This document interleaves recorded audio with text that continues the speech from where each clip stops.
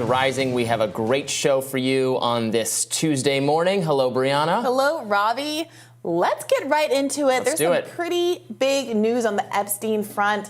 Has another one of Epstein's, John Doe has been unmasked to be a former U.S. president? An analysis from Insider finds with high probability that John Doe 174, named numerous times in legal documents connected to Epstein, is in fact Donald J. Trump. According to unsealed documents, John Doe 174 is a well-known, longtime associate of Epstein's, often appearing in his social circles, but not necessarily explicitly linked to any wrongdoing. One victim confirms she was not made to massage 174 at any of Epstein's properties. Now, after a new batch of documents were unsealed yesterday, some media outlets briefly latched on to previously reported and now retracted claims that Trump, along with Bill Clinton and Sir Richard Branson, were taped assaulting underage girls while traveling with Epstein. Now, this explosive accusation was made by accuser Sarah Ransom, who later admitted in her tell-all book that she had made that claim up as insurance. Ransom later maintained that, quote, Jeffrey kept a trove of surveillance on every person who had ever visited his properties. All in all, neither Trump nor Clinton responded to outlets' requests for comment. Now, we all know that Trump is a little busy dealing with other legal matters. And as for Bill Clinton, well, he's on a Mexican getaway with none other than California Governor Gavin Newsom. Hope they're having a grand old time. So this is interesting. So, you know, these are people who are named in the documents, not the vast majority of them not actually accused of in the documents of necessarily sexual misconduct. The individual 174, if in fact that is Donald Trump, does not specify that he was accused of misconduct, and in fact there is one accuser saying that she did not give him a massage, nothing of that sort. So really, it's just additional confirmation of the fact that Trump, like Bill Clinton, like other famous political figures and celebrities, were for sure associates of Epstein and had traveled with him and knew him. And people have to make of that what they will. Yeah, I mean, this is new, and then it isn't. Right. We already know that Trump's name came up several times during Ghislaine Maxwell's criminal sex trafficking trial. This is also from Business Insider. In that trial, one of his Mar-a-Lago employees testified about an Epstein victim working at Mar-a-Lago. Flight records made public on that trial showed Trump flew on Epstein's plane with his son Eric. And one victim at the trial said Epstein name-dropped Trump, apparently to demonstrate he was connected to powerful people. So that's the thing about the Epstein scandal. It is not really a partisan exercise. Absolutely so many not. people are implicated in it.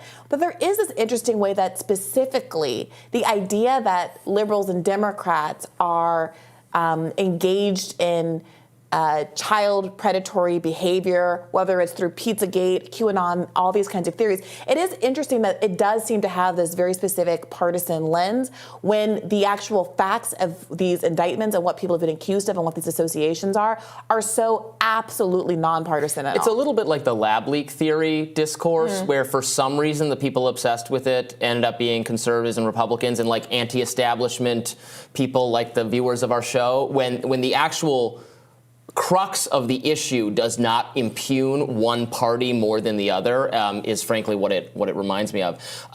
It is interesting the aspect of this where what Branson and Trump and Clinton specifically accused by this woman who then recounted. Also the woman Virginia Giuffre, who had accused Dershowitz, subsequently recounted. So, you know, what should we make of that kind of thing? I mean, there's two ways to see this. Yeah. One, that they were lying. You can take them at face value when this second victim says she just wanted to have a backup plan, insurance against these people. Or you can see it as folks who were bought off by very rich and powerful men who thought it wasn't worth going through the emotional trial of a literal trial and the debates that happen around these accusations of sexual misconduct in the public sphere, and that they took a payoff. Many people reflect on what is true in that same context when they're talking about accusations that Ivana Trump once made against Donald Trump and the context of their divorce, which she later retracted as he was running for president. So there is an interesting question. How usual is it for so many people to have these allegations against you and then retract them? Well, maybe it is very usual for a rich person who can be extorted for money. Right. Maybe it's not especially usual for most rich people, because there isn't an underlying seed of bad conduct. We honestly can't tell at this point. Yeah, it's hard to tell, but it is interesting. It's worth noting that Doe 174, prospectively, potentially Trump, his name came up in 9 different documents that were previously under seal with this most recent unsealing. And as of Monday night, as of last night, 3 of those documents had not been completely unredacted. So there might be more information and more kind of context about Trump's involvement to come out soon. Yeah, speaking of that, here's my question. Who has these tapes? Who has these surveillance tapes? Were those seized? Are those the FBI's property? That seems highly relevant for settling some of these accusations that have been made and then withdrawn, or wondering who these other people are. We don't have to rely on, or the authorities don't have to rely on the testimony of witnesses. If there's tapes, that would be pretty. That would be much more objective evidence, and it would help clarify some of these matters. Now, I mean, not that the tape should be publicly shown or something, but they should be part of a criminal proceeding. Properly contextualize only.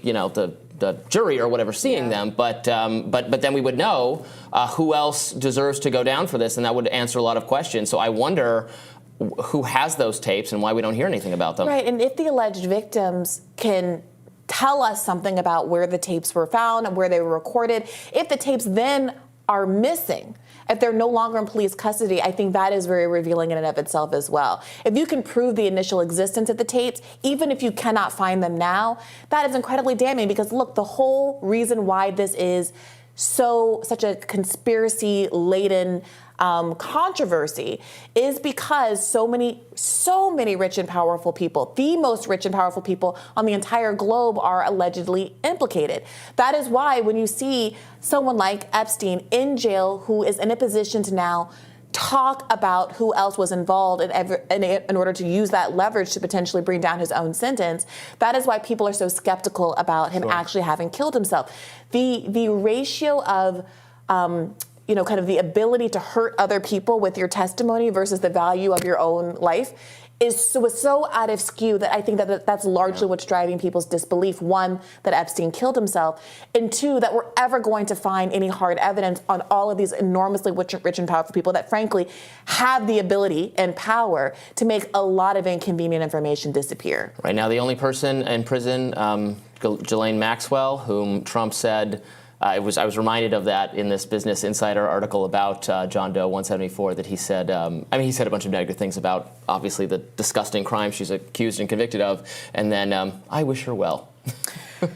What a mensch. All right, stick around. We have more Rising right after this.